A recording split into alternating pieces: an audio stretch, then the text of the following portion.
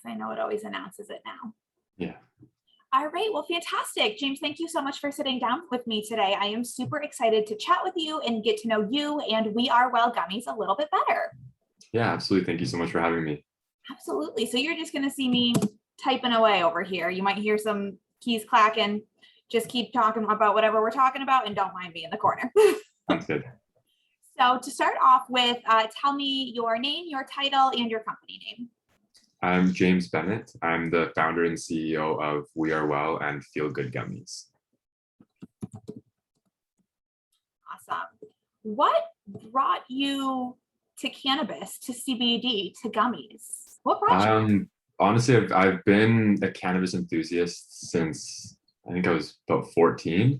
I always was into it. I was mainly into it recreationally, just kind of got into smoking with my friends. And from there, I didn't really realize the therapeutic benefits that it had until I was in around first university. I was dealing heavily with anxiety, depression, other mental illness, and was really getting fed up with the pharmaceutical cocktail kind of being shoved down my throat by every doctor I went to see.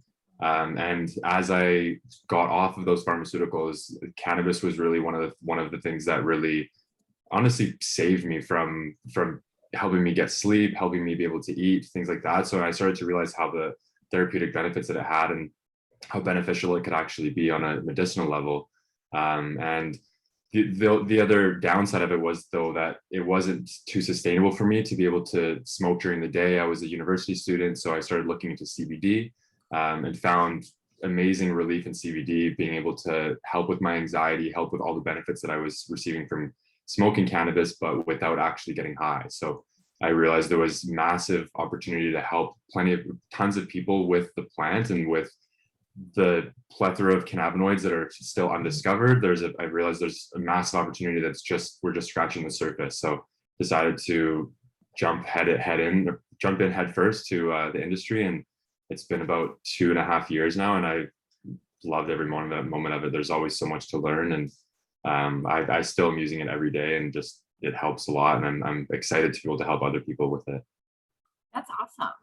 So for you, is this your first venture into entrepreneurship? No, I've actually been an entrepreneur since I was a kid.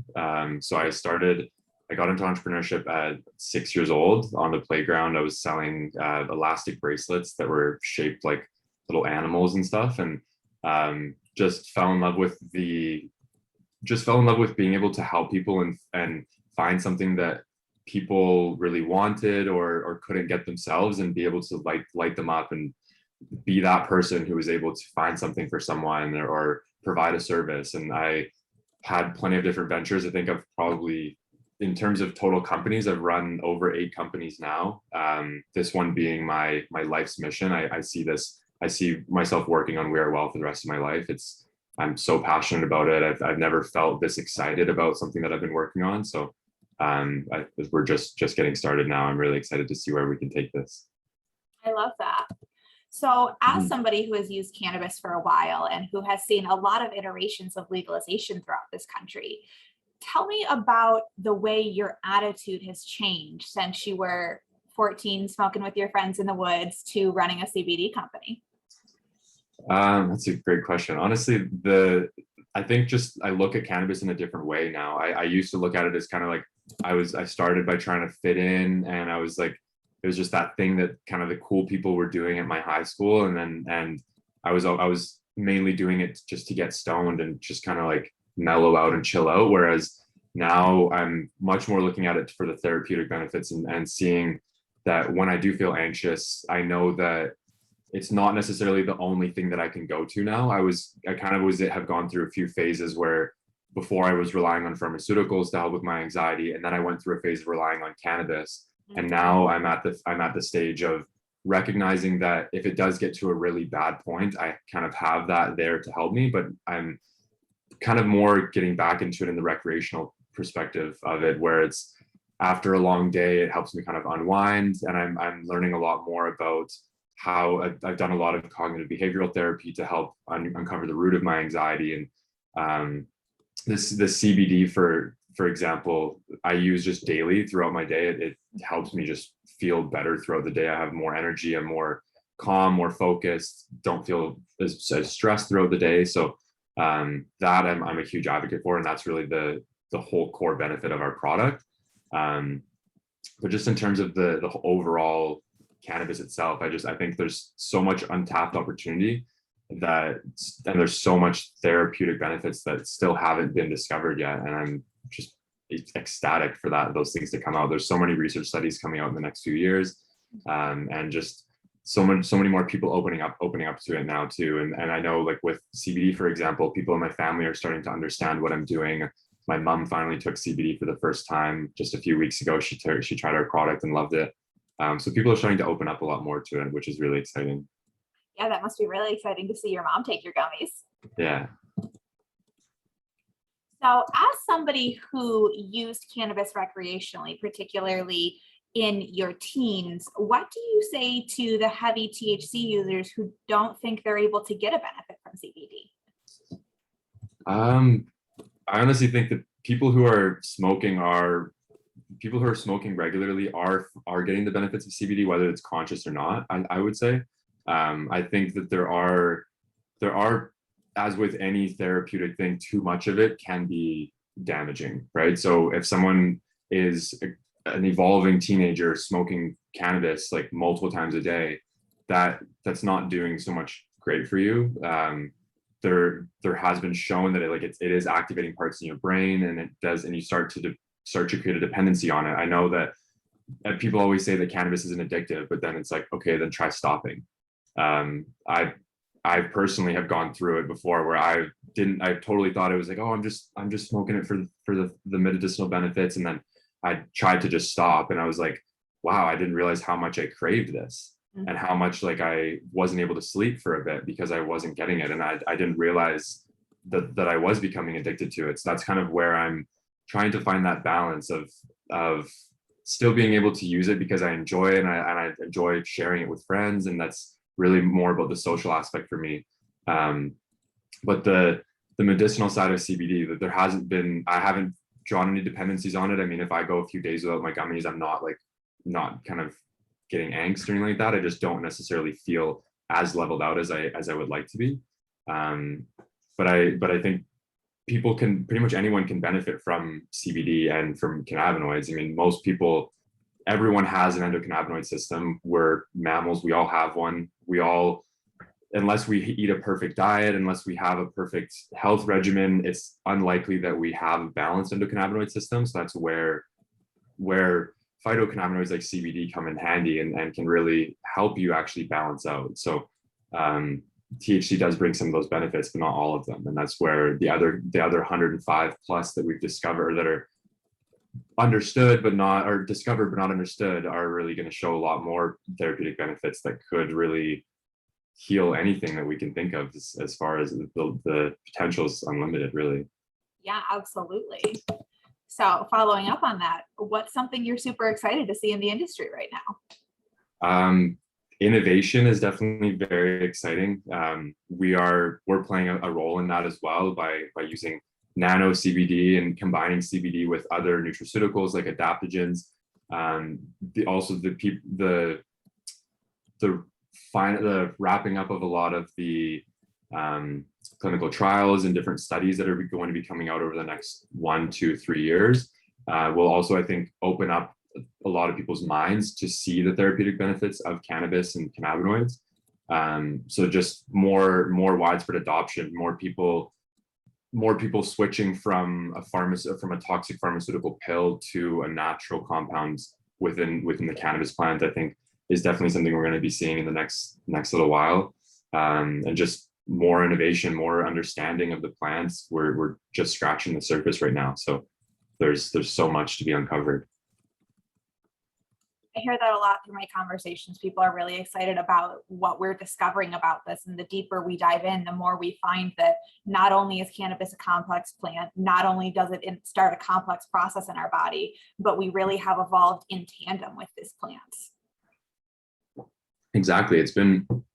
We've been evolving around these plants for as far back as we can know as humans. So the prohibition of it that's a whole nother topic of just kind of the control of that, and where that started, and whose agenda that fit into. But these plants have been around for as long as humans have been around, really. So there's a reason that they're there, and they have these therapeutic benefits, and they're there for us to use them. And just like there's so many other plants and so many natural compounds that we've been evolving around that have benefits for our bodies and for our internal systems. And it's just, we're just scratching the surface of what they can actually do for us. And there's still plenty out there that we haven't even discovered yet, which is extremely exciting. It is. I think there's such a big opportunity in things like treating anxiety and depression that modern medicine really doesn't do a good job of addressing the root causes. Mm-hmm. Absolutely. So going in the opposite direction a little bit, what is something that you see in the industry right now that you're not a fan of? There's a lot of brands that are operating without ethics, I would say. There's a lot of products that are posed as these healthy, or these health supplements that are actually just full of crap. Like gummies, for example, was one thing that was why we decided to go into gummies, is because the gummy market, there's so many gummy brands, but they all have something wrong with them. They say they're vegan, but they have gelatin, or they say they're this perfectly natural, healthy gummy, but they have corn syrup and artificial flavors and colors, and they're loaded with sugar. And so I think just the brands that are posing as this be all end all treatment to all of your problems, and we're the healthiest product out there, but actually when you uncover the back of it, it's actually not good for you. That really frustrates us, and it frustrates me and frustrates my team. So that's really where we decided to do something about it. The other thing is just kind of the efficacy of some of the products. There's a lot of poorly made products out there that have little to no CBD content in them or THC content in them, and they're posing as having a strong dose. And that's also just ruining it for the rest of us, because people try CBD for the first time and they go, and because they see this great flashy branding, they buy a poor quality product, and then they think that all products are that poor. And then they decide, they just write off the industry as say, CBD doesn't work for me. But it's just the product that you tried wasn't good. So that's really frustrating. And I think that's also starting to be wrapped up. There's going to be massive consolidation of brands over the next few years as well in the industry. But I also think that's your questions are kind of leading into where I see it going. So we'll leave it open there. Well, why don't you continue that for me? Where do you, the consolidation of brands, where do you see it headed if this is where we I think the multi-state operators throughout the US and large companies like Canopy being essentially bought out by Constellation, and these major hedge funds and major funds that are coming in with so much money are really just finding what companies are working, and just there's going to be massive consolidation, and the major players like Canopy have been clearly shown that they don't know how to operate very well. Like I'm sure you follow a lot of people on LinkedIn in this industry, like Brett and Rob McPherson, who are very transparent about how they see the industry. And I align with their views quite strongly about how just they're bringing in executives who know nothing about cannabis and bringing them in to run these entire massive conglomerates. And they're not really doing a great job at it. They're not profitable. They're not focusing enough on the customer. They're not focusing enough on solving these customers' problems. They're more so just trying to make money and paying these executives ridiculous amounts of money. And it's, again, another one of these big industries, just like big sugar, just like big pharma. They're really just focusing way too much on the money and losing sight of the initial purpose of this entire industry was to bring benefits to the consumer and to bring benefits to people. And they're completely overshooting that and just focusing on making money. And that's also another really frustrating part about this industry, is just it's starting to be taken over by these capital markets people who are strictly in it because they see the financial opportunity rather than the opportunity to help people. And it could go two ways as well. I mean, we're really focusing on being a niche brand and focusing on exactly who we know we can help and helping them as best as we possibly can by understanding the problems that they're dealing with, understanding what they are looking for in a product, and being the best possible product that we can for that specific group of people. And I think that's something that a lot of these big companies are completely overshooting and not focusing enough on. So I think that the consumers will start to wake up to this as well. A lot of it is a lot of consumers are quite deceived though as well. People don't necessarily know that most of the products that they purchase all come from Unilever and Procter and Gamble just because they have this other brand on them that they align with better. They don't realize that it's actually coming from this enterprise conglomerate that has relatively poor ethics, right? So I think it's a similar thing is going to be starting to happen in this industry as well. But there is still that side of people who recognize what's going on and make their purchases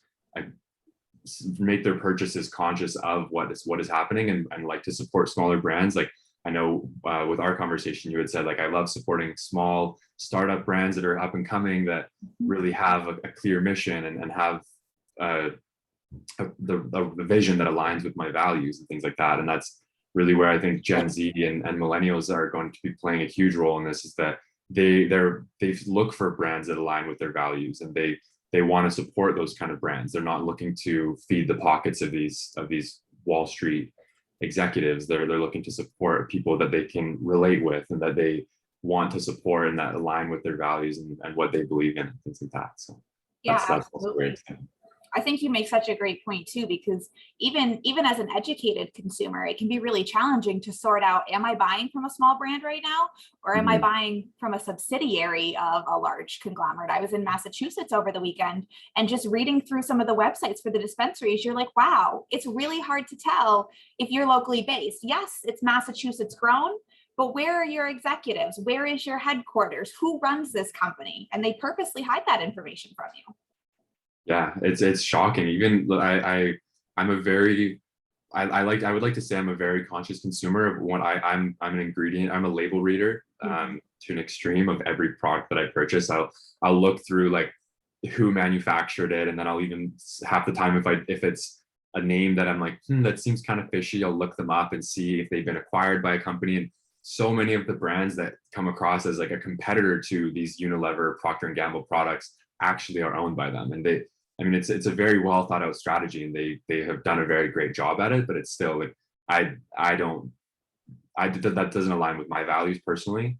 I don't see that as being right. I think that's just trying to deceive the consumer, which is very unethical.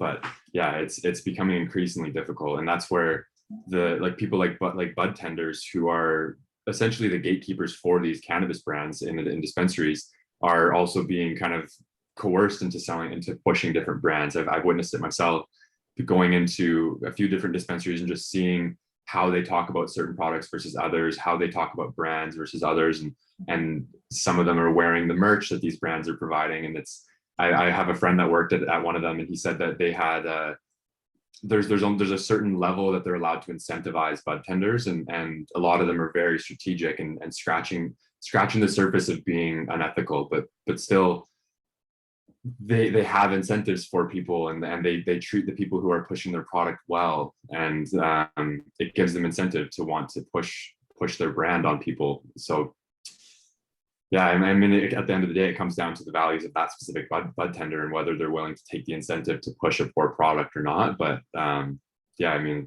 there's a lot more regulation that'll be coming to it as well.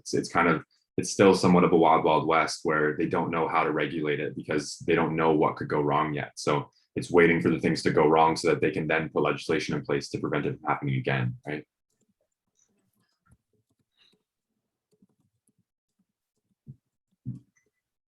Yeah, it's interesting to navigate right now as an informed consumer, especially when you're looking at the Canadian market and seeing how their products are packaged and how much waste is involved in their product packaging. You guys have a pretty small container, and I'm guessing that was a conscious choice towards sustainability.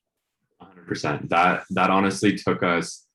The packaging was one of the biggest delays for our launch. Actually, we were dead set on we need to have a fully biodegradable, compostable package before we can launch, and we spent months and months and months trying to make that happen. And it really came down to a point of finances. We were it's very, very expensive to have eco-friendly packaging, and it's very unfortunate. We have the partnerships in place for us to get to that next level of scale, for us to have fully eco-friendly packaging. Our next best option that we were able to do was recyclable and made from post-consumer recycled materials, which is still a step in the right direction.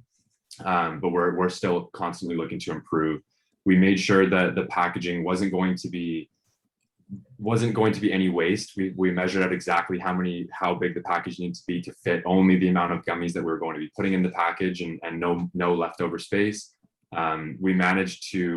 We tested so many different measurements of trying to fit as many packages as we could onto one sheet of the raw material, to make sure that there was no trim left over to be wasted, and just there was so much that went into that. And then we don't mail it in this big box that takes up space in a shipping container. It comes in a compostable bag that is fully compostable. You can just throw it in your green bin. So yes, that was definitely a very conscious effort to make our packaging as sustainable as possible. And that is honestly one of the main reasons that I am not a consumer at the Canadian dispensaries, is I can't support that. I am very conscious of how much plastic I use, and I just visiting the dispensary, I've only been a few times, and just the amount of plastic I end up coming home with. Even just go and buy one pre-rolled joint, for example, and you end up with like 2 handfuls of plastic, and it's like, come on, like there's no way that we haven't surpassed this in terms of innovation, that we need to be putting a pre-rolled joint in a plastic wrapper, inside of a plastic tube, inside of a plastic shell, inside of a box. It's like, yeah, come on. Yeah, absolutely. I mean, there's a lot of work to be done there. There is. As a consumer, I'm so accustomed to plastic that I was on your website and I was like, oh shit, that package is recycling. Let me grab that out of the trash real quick. Yeah. It's just not expected, and it's not the norm right now.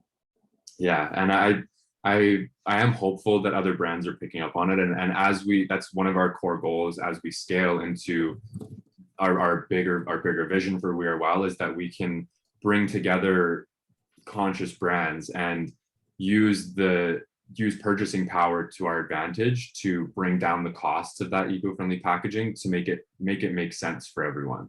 Right now, you end up paying up to 5 times more to have a sustainable package. And for most companies, that just doesn't make sense. That their investors won't approve that. They're saying, well, why would we cut our margin by 30% if we don't need to, right? If it's not that big of a deal to the company or to the consumer, because people are still going to buy the product. It's just there is that group of consumers who will make their decision based on the amount of plastic, and that group of consumers is definitely growing.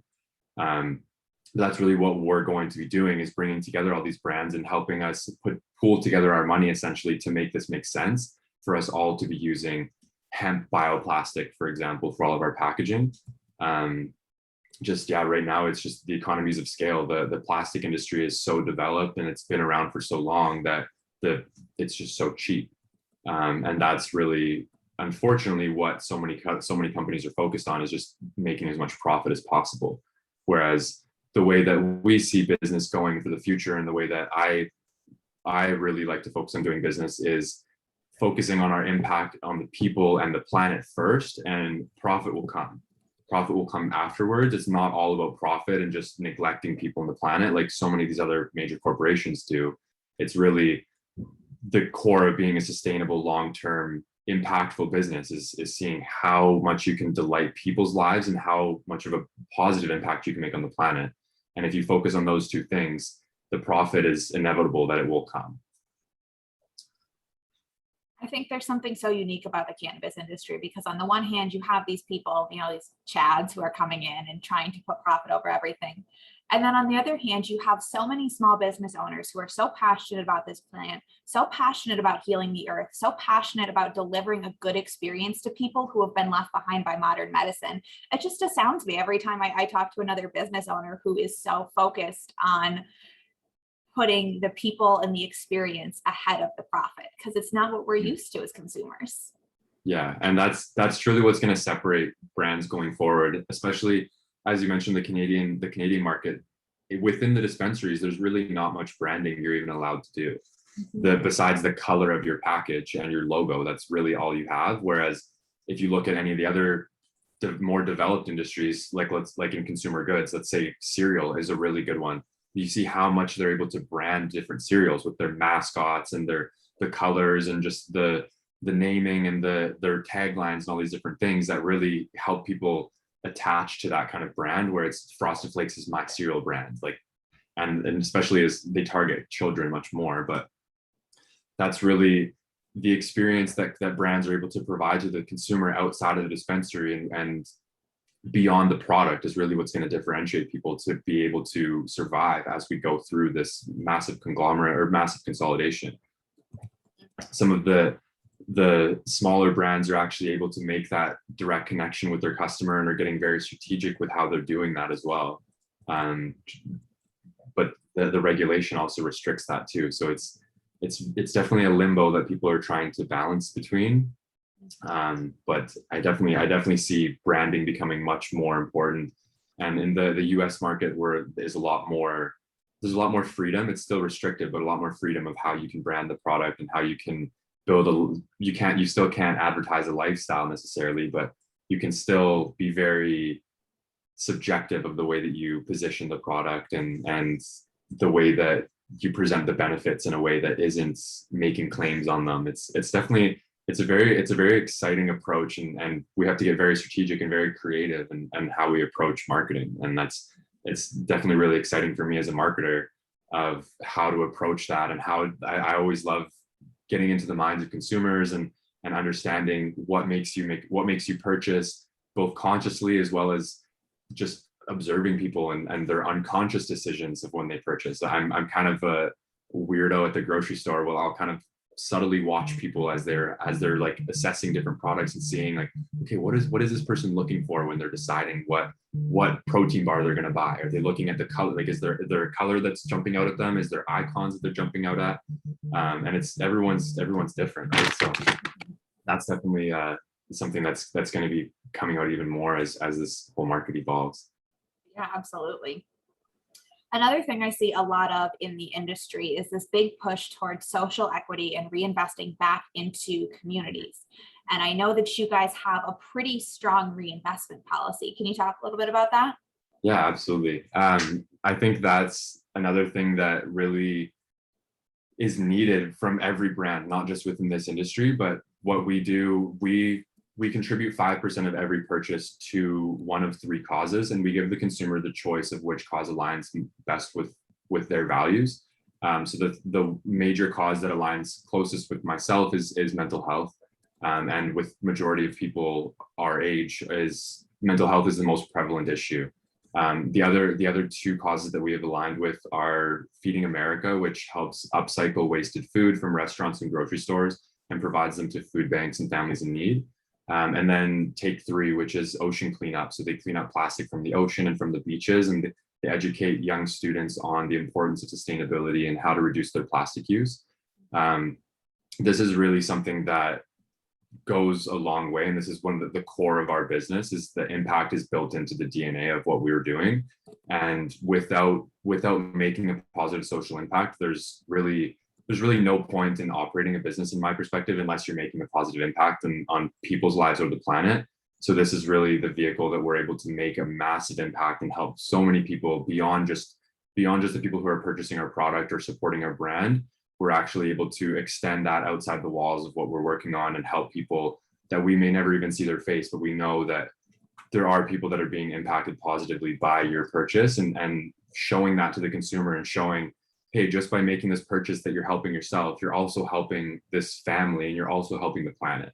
And that just helps people feel good about what they're purchasing, and it helps them resonate with the brand more, and it helps them want to share it, and it helps them want to tell their friends about it and things like that. And that's really a supplemental benefit to what we're doing, is that it helps our brand, and the more that people are talking about our brand, the more positive impact we're able to make. So it's really a circle that the more people that purchase our product, the more lives that are being impacted, and so on. So that's something that's really exciting about what we're working on. Absolutely. How did you guys come to the decision of which three organizations to support? That was really tough. That we spent quite a few months researching going through basically auditing different charities. We have a member on our team who works for a nonprofit foundation that her specialty has been digging into charities and figuring out where the money's going. So we were really shocked to find out that a lot of the major charities that people know of today, over 90% of the proceeds, I think, sorry, let me backtrack. There was over 40% of proceeds of some of the major charities are actually going to admin and marketing fees. So corporate foundations like Red Cross are one of the major ones that a lot of the money actually goes to admin and marketing and lines the pockets of the executives. So the key thing with us choosing our charities was that at least 95% of proceeds had to go directly to the cause. And we needed to make sure that we were able to tangibly extract every contribution that was made to an exact number, to an exact impact. So for example, one purchase provides 7 meals to the hungry, or if you chose feeding ocean cleanup, it picks up 17 pieces of trash from the ocean. Or if you chose the mental health, it connects 17 people with an online mental health support. We're continuously working to improve that as we develop our relationships with more charities. The long-term goal is to actually have our own foundation where we can then provide grants and subsidies to some of these organizations, as well as the larger scale of our ecosystem at We Are Well will be our own actual platform where people can connect directly with therapists and counselors and psychiatrists at a subsidized cost, or ideally free. Where we can have, if you're struggling with anxiety, you can go onto our app and within the matter of minutes connect directly with a mental health professional at no cost and have a consultation with them. So that's where I see this going. So that's something that I'm super passionate about. I know that was something that I really needed when I was younger. When I finally took the plunge to accept my mental illness and decide that I needed to see a professional, it took me 6 months to get in to see someone.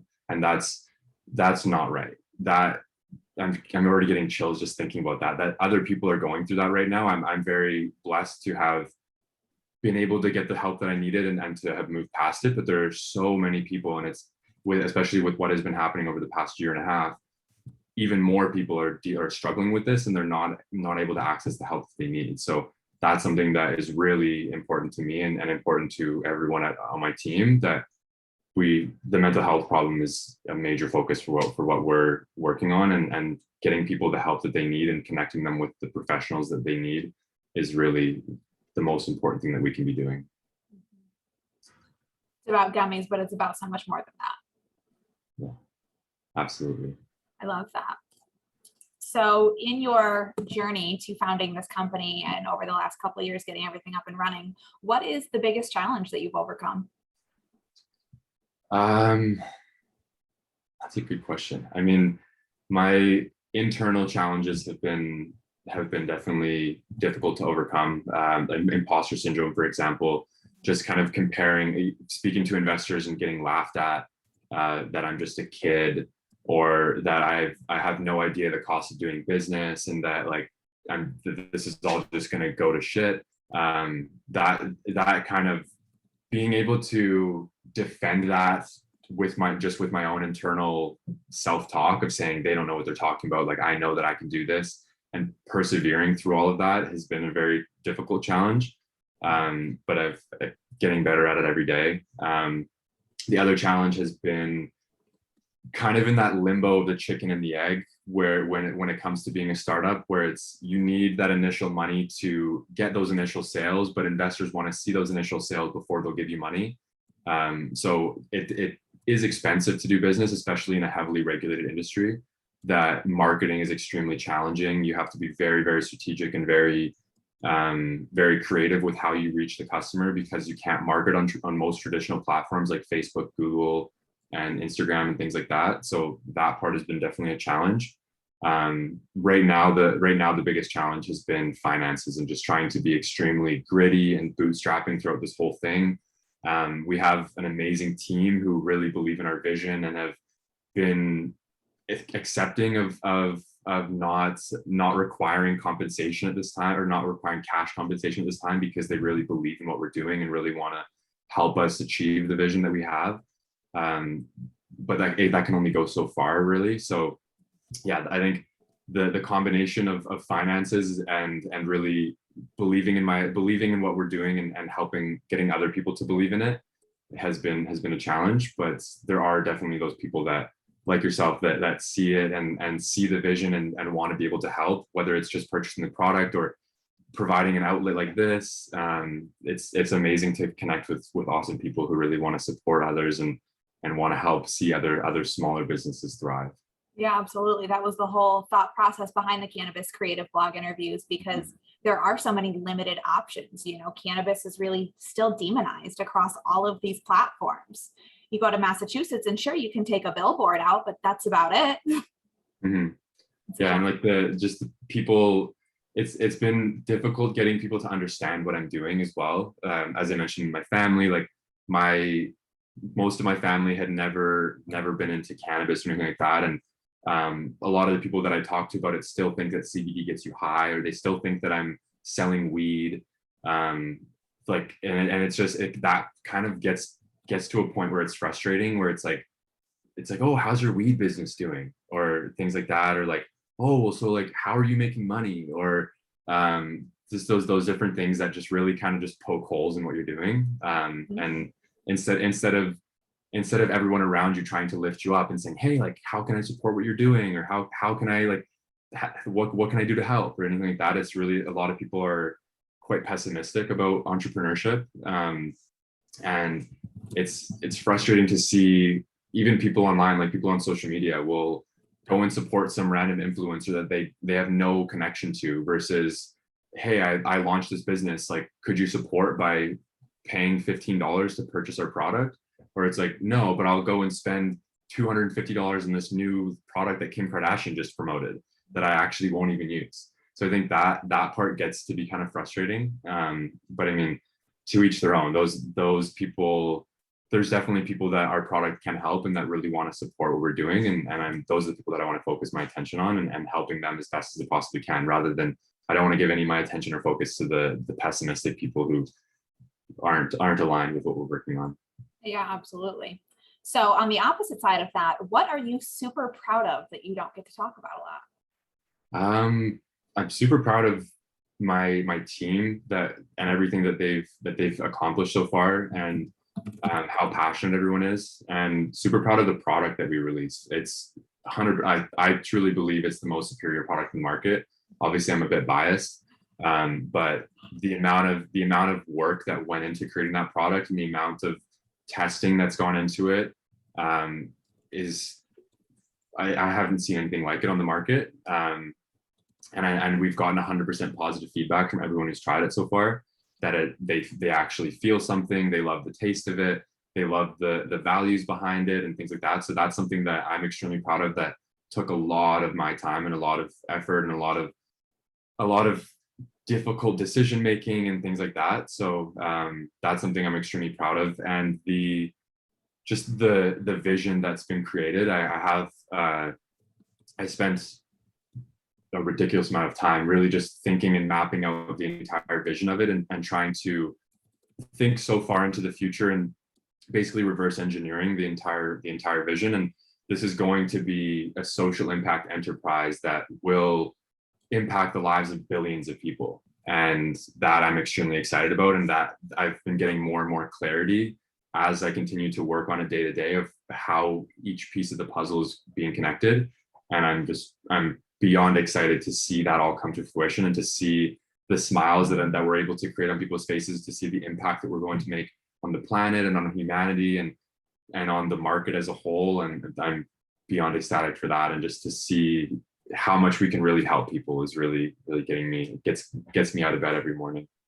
I love that. And I love that you have these big dreams to take this, beyond just a gummy company or just a CBD company, to take this really into something that impacts people positively. Yeah, absolutely. Awesome.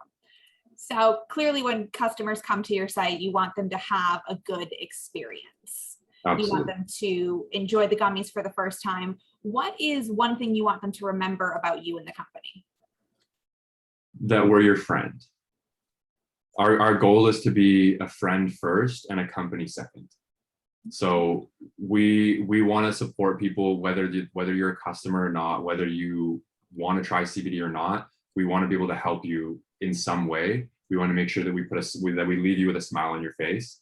That's really the core. My personal mission is to make 1 billion people smile by the time I'm 30.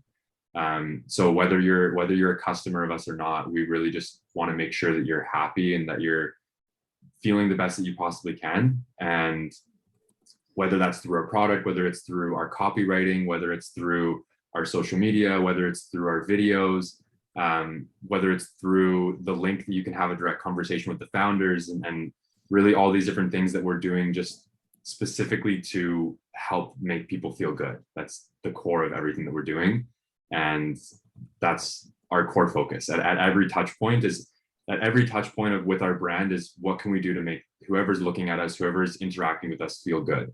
And that's our ethos. That's how we make every strategy. That's how we make every piece of content is what is this going to do to make someone feel good? And if it doesn't have that core piece in mind, then it's scrapped.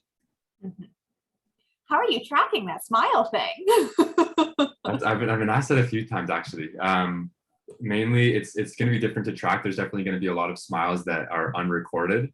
But I mean, every conversation I have, you can kind of feel, even on the phone, you can feel when you make someone smile. Video conversations, like you just smiled there, and that, there you go. So there's one. So that little things like that, and then positive reviews on the product, having people take a photo with the product with a smile, knowing that every time that we connect someone with the food that they need, that they're going to have a smile on their face, knowing that every time that we connect someone with the help that they need, that it's going to put a smile on their face. All of these different touch points, as well as as the restrictions start to open up, I'm going to be doing a lot more speaking engagements. So that'll be a way for me to do it more at scale, and just cracking jokes during a speech, for example, to help make people smile. Little things like that. I really, that's the core of everything that I want to do. That's the core of how I got into entrepreneurship, is I feed off of that energy. That's really what gets me out of bed. That's what keeps me energized throughout my day, is knowing that I'm doing something positive for other people, and knowing that what I'm doing every day is helping others in some way, shape, or form. So that's really everything that I'm working on. That's awesome. Yeah. So for somebody trying your product for the first time, or trying CBD for the first time, what's one piece of advice you'd give them? All of the instructions in our product. I don't know if you read the directions, but it's not your standard supplements where it's like adults take one supplement with food and whatever. We have take one breath, one gummy, and one moment to love yourself. And with those 3 things in mind, you're guaranteed to feel better, whether it's from the product, whether it's just from yourself taking that breath, decompress. There's so many ways to feel good, and that's really where the product is one of those things. I would say, in terms of actual logistics of trying the product, start with one, see how it feels. If after about 30 to 40 minutes you would like to feel it a little bit more, take another one. If it's your first time ever taking CBD, you can even start with half. You're never going to overdose on it. You can eat the whole pack and not get sick or anything. And the other thing I would love to hear from you, I would love to hear if you're listening to this and you want to try the product, please let me know how you feel. We're always looking to improve it. We're always looking to make everything as best as it can possibly be. And we really just want to delight as many people as we possibly can with the product, with the brand, with our mission, with everything that we're doing. I love that. As somebody who used to smoke THC recreationally pretty regularly, what's one thing you would tell an avid THC smoker who's interested in CBD? I would say first to try it, to integrate it within your regular THC smoking and see if you feel any different. I know I can definitely feel a different level of high if you, for example, smoke a joint and take a CBD gummy. It's definitely a way better feeling. You don't have any of that like anxiety. You don't have any of the kind of like any of the negative feeling you really get, at least in my personal experience. Any of the negative feeling that I find that comes with smoking cannabis is gone when I take it with CBD. So definitely say to start by doing them together, and then try it without the THC and try just the CBD and see how you feel. For someone who's an avid smoker, you're most likely going to need a larger dose of it. You'll most likely need at least a full gummy or two if you're an avid THC smoker, because your body's already built a dependency on those phytocannabinoids. But it can benefit anyone. There's really, just because you already smoke THC doesn't mean you can't benefit from CBD. You can also smoke CBD. It hits you much quicker, but it doesn't last as long. Whereas our product, we have the nano CBD, which hits you quicker and absorbs more and lasts longer. So you can feel the benefits sometimes within 15 minutes, most likely 30 to 40 minutes for the average person. And it'll last you about 4 to 8 hours throughout your day, depending on your metabolism. So there's so many benefits to it that you have nothing to lose just by trying it. And if it helps you, then continue to use it. And if not, then try something else. Our product may not be the one for you. And that's the other thing, is I have other products because I've tested hundreds of products in the market. I know other products that are still good. If you prefer a tincture, if you prefer flower, or if you prefer a balm or whatever it is, I'm more than happy to recommend other products if our product isn't what you're looking for. So yeah, it's all about supporting others, supporting everyone. It's not a competition of my CBD brand versus your CBD brand. It's, hey, we all have this mission to help people, and let's help each other help more people. That's really how I see the whole industry, as a way to help as many people as possible. Absolutely. And I would second what you said. I usually incorporate CBD flower into my smoke sessions when I do smoke flower. And it's still a great high, but you don't get the heart racing, you don't get the paranoia, you don't get any of the anxious thoughts creeping in. It's very calm, very focused, and it heightens the relaxation properties of it. Yeah, exactly. It brings all the benefits, makes all the benefits even more prominent without bringing out any of the negative sides, which is, it's, again, if you're an avid smoker, it's like how, some people are avid smokers and don't experience any negative effects. Pretty much everyone that I know that does smoke consistently, they really don't like smoking. They don't like the feeling that they get, but they rely on it to sleep. They rely on it to unwind at the end of their day, but they really hate the effects that it brings. So that's really where our product is so beneficial to that, because you can still get those benefits, or not even our product alone, but like CBD as a whole and other cannabinoid products that are beyond just THC can bring those benefits without having the negative effects of the racing mind. And even when I used to rely on it to sleep too, but then you wake up groggy because the THC actually prevents you from going into REM, whereas CBD is the opposite. CBD induces REM much quicker. So by bringing CBD into it, you're actually being able to push away the negative effects of THC. And I honestly don't see why anyone would not do that. If you're experiencing those negative effects, it's like, at least give it a try. And if it works, then it works, and you've solved the problem. Yeah, so it's just give it a try. You have nothing to lose.